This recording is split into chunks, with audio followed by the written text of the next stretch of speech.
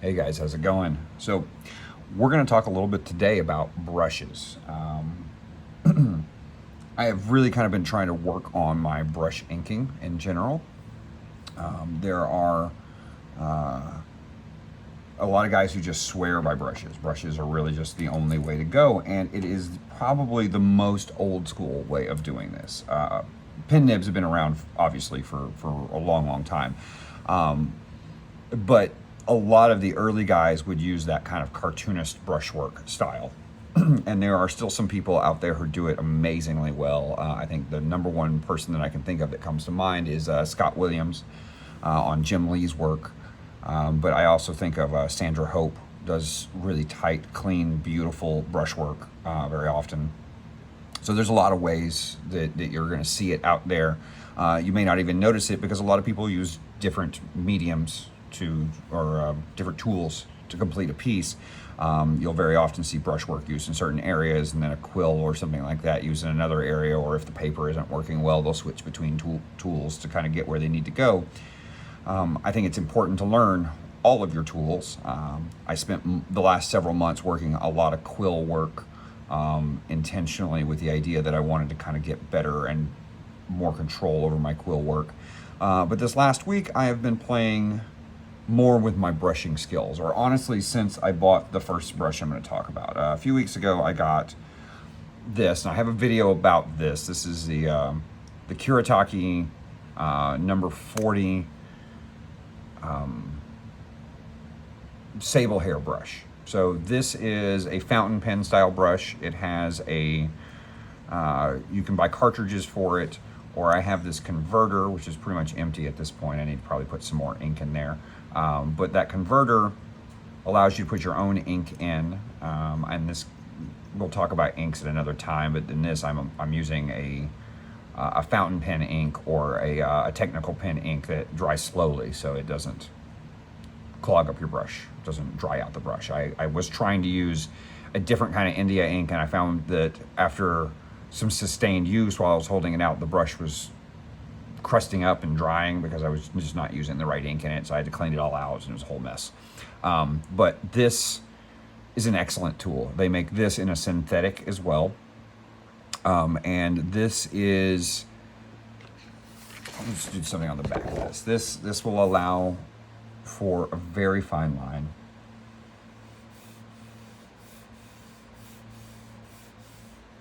Okay.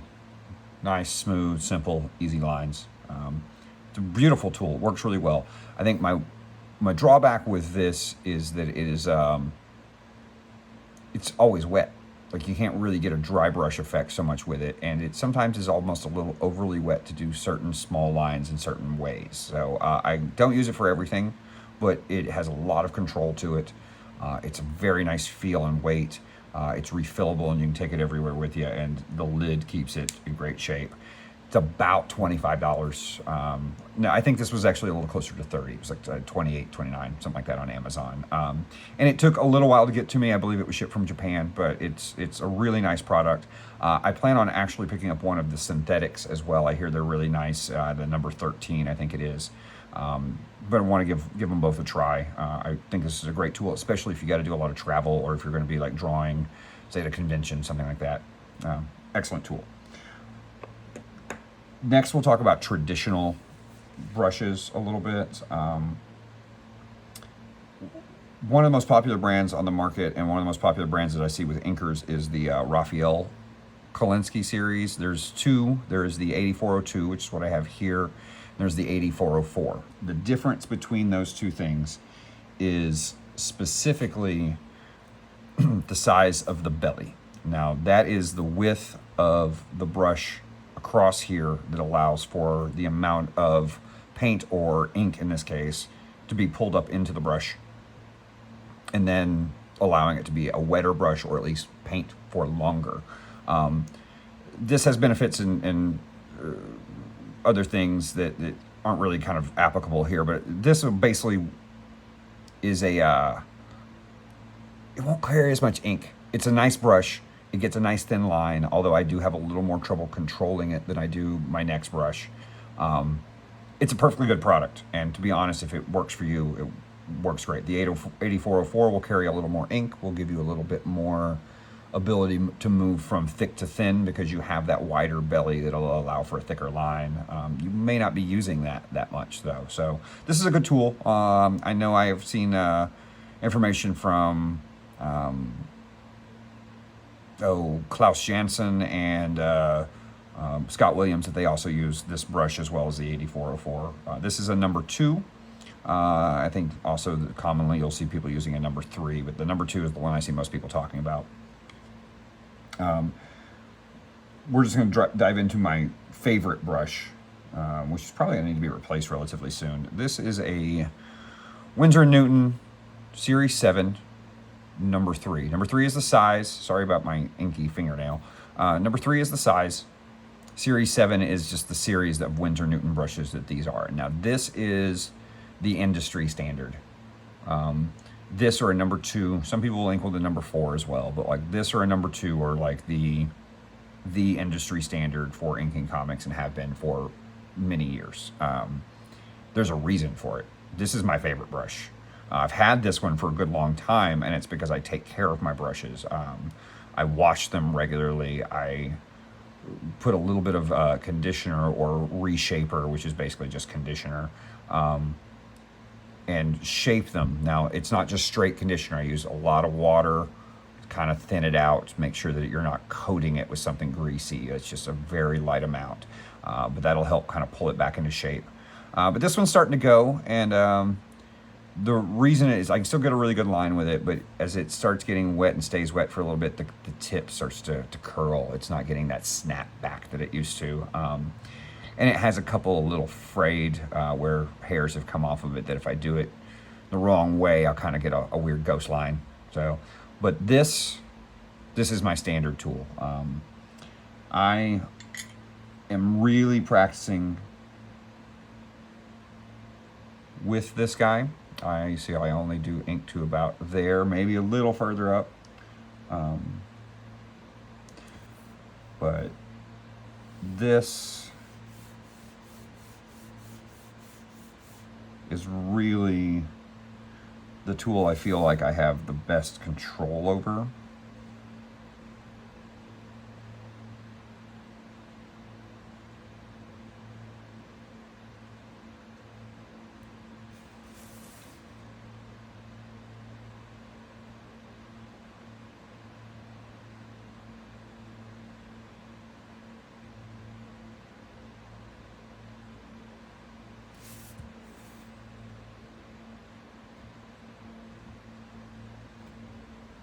Oh, this is just probably my favorite brush of all time, and I will probably own many of these.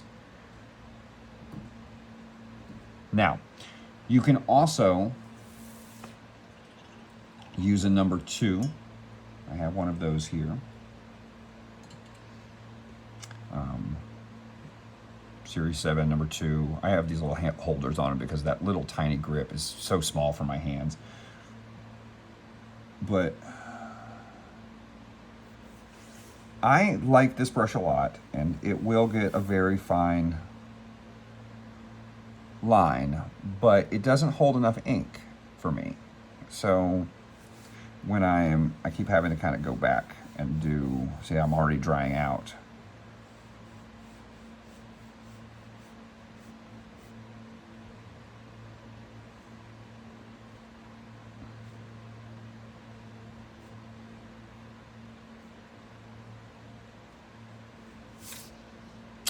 Yeah, my backup if I'm getting frustrated with that one curling after it's been a little wet for a while. And I have a backup of that brush, by the way, the number 3. I have a secondary one, but it is only used for white ink. That way I don't get the two of them mixed up, and I don't end up with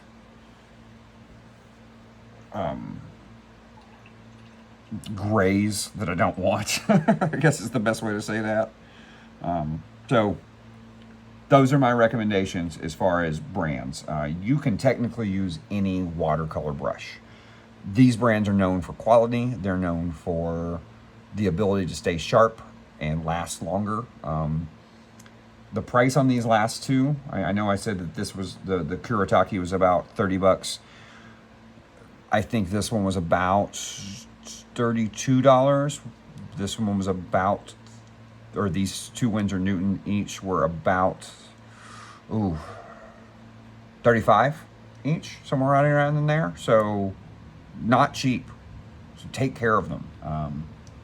If you're going to take care of them, I recommend Masters brush soap. You can find it at a lot of stores. They've got a hand soap and a brush soap. The brush soap comes in a little like disc. I mentioned that in one of my equipment videos. But those are really important as far as like maintaining your brushes, because if you start getting ink down in these furrows or down into there, it starts drying and it'll expand those, or it'll freeze them together and you won't really get that fluidness out of the brush. It's hard to do. The last brush I want to talk about, I don't use it often, but I think it's really nice for things like faces, is this, it's a number 2 miniature brush. I have a number 3 miniature brush as well, but this is just a much smaller, quicker snap. So like when I pick that brush up, that line will kind of go from thick to thin fast because of that quick snap. This is great for small areas or things like faces where you need to do small little details. Don't use it often. Mostly I work with just the one brush if I'm working with a brush. So far I have done this entire piece with just a brush. I am not thrilled with some of my lines down here. This was really kind of where I was starting to learn my control. As I started moving up here though, I start feeling a little more comfortable and fluid, and I feel like I'm understanding how to control the brush to keep my forms. I'm not perfect everywhere, obviously, but I feel like I'm really kind of getting some solid movement forward on my work. So happy with that. If there's any questions that you guys, feel free to put them down below, but these are the brushes that I use. I have used a couple of other things. I guess I'll go over my oddball brushes that I find useful from time to time. The never really do I use them. These, mostly for filling in blacks or putting in big shapes. This one I don't even think really holds a point anymore. It's kind of more of just a fill in blacks ink kind of thing. This one will sometimes I'll use for like square shapes or kind of big thick shapes, but also mostly used for filling in black, sometimes washes.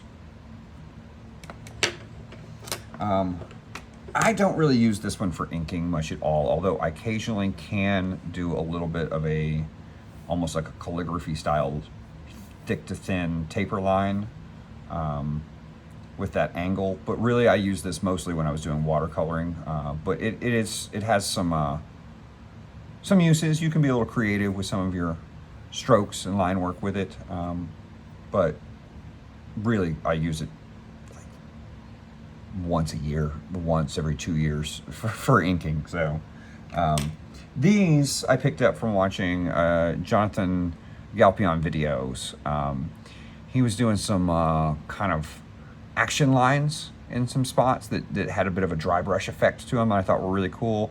And what he was using was these brushes that I don't know if you can see it in here, but they're segmented. So they have these little like forks where the brush sticks out in certain areas. I have one that's a little round on the edge and one that's flat. And these are great for kind of doing quick dry brush action lines or effects lines, things like that. Textures even. But yeah, don't use them often, but they have some good uses. Those are useful tools, and you can get them pretty cheap. Those are not very effective. I think these are the Michaels brand ones, and if I remember correctly, they were about $7 or $8 each. So nothing expensive in those. In fact, all of these secondary brushes are all cheap brushes. I think maybe the most expensive is this big flat Princeton brush, or maybe this Grombacher. Neither were very expensive, though. I think they were both kind of in the $10 or $15 range when I got them. All of these were under $10, so but again, you won't use these often, but they will last a while if you get decent brushes. I had You can't buy cheap brushes for this. I started trying to do something with a cheap old watercolor set that was like one of those $5 for like 10 brushes kind of things, with the plastic handles. And suddenly I looked down and all of my ink, there was just bits of hair in it everywhere because the brush was falling apart. It was just, you can't do that. Get something that is at least the art store brand, semi-pro, amateur pro versions of your brushes. Even if you go with watercolor brushes, that's fine to start with. Just know that you'll probably end up replacing them a little more often. But if you take care of them, they should do fine. Last brush I want to talk about, and I don't really use it much, but I've seen guys like Walden Wong have a lot of luck with these little synthetic brushes. This one actually I think I used for Frisket a while back, so it's probably not useful for ink anymore, but yeah, it's got a little rubber Frisket chunk in it. But these also, I again don't use them often, but I don't even know where mine are. There's like the Pentel brush pens, which are outstanding. They're great things. The problem I have with them is the ink in them is not waterproof, so I don't use them very much because I sometimes want to go back through and do watercolors and washes and such. But yeah, that's really what I use for brushes. Really, when it comes right down to it though, what I use, my actual brush is a Winsor & Newton Series 7 number 3. Maybe the best brush I've ever used for inking or watercoloring. Just love this brush. It is achievable. It will achieve fine lines, thick lines. Really just takes a modicum of control that takes some practice, but this is my favorite brush. Next to this would probably be the Raphael 8404, but I think I like this better in general. So that's what I got. Thank you guys. Hope you enjoyed it.